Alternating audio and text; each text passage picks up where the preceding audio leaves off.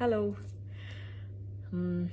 This is the first time that I'm getting in touch with you all to clarify something, and I think this will be the first time that I'll be thinking twice before I speak my heart, because I'm anxious that my words might be misinterpreted. So forgive me if I take a while longer than usual to communicate my thoughts. And I'd like to do this in English. In a recent interview, I was asked if I was a supporter of the left or the right wing, and I clearly stated that I believe I'm neutral, and we need to be good human beings first before we identify ourselves with our beliefs, and that the oppressed need to be protected at any cost.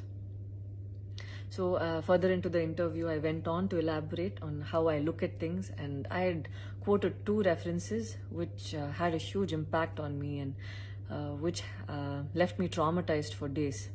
In fact, after I watched the film The Kashmir Files, I had the opportunity to speak with the director, and this was 3 months ago. I remember telling him that I was disturbed seeing the plight of the people at that time, and being someone that I am, I would never belittle tragedy like the genocide and the generations of people who are still affected by it.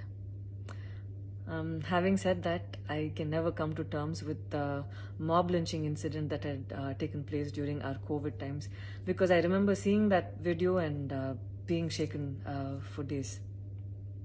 I believe that violence in any form is wrong, and violence in the name of any religion is a huge sin. So this is all that I intended to say, and that's all. But it was very disturbing to see that many people online justified the mob lynching incident, and I don't think any of us have the right to take another person's life. Being a medical graduate, I believe that all lives are equal and all lives are important. And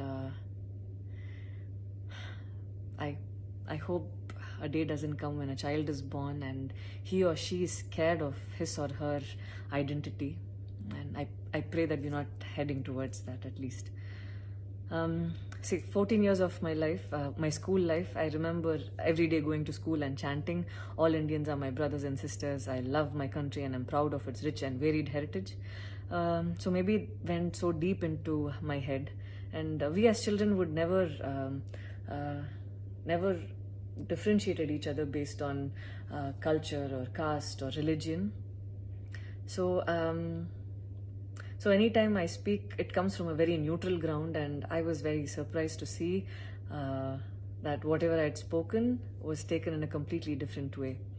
And it was also very upsetting to see that a lot of prominent personalities and websites had carried a snippet from the previous interview that I had given, even without seeing the complete interview or the genuinity behind what was said.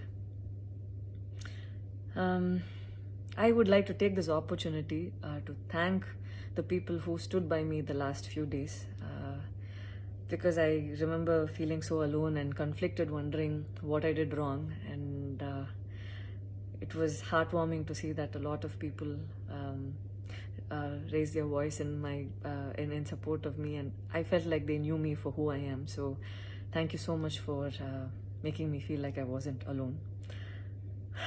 So I wish you all happiness, peace and love. Thank you so much.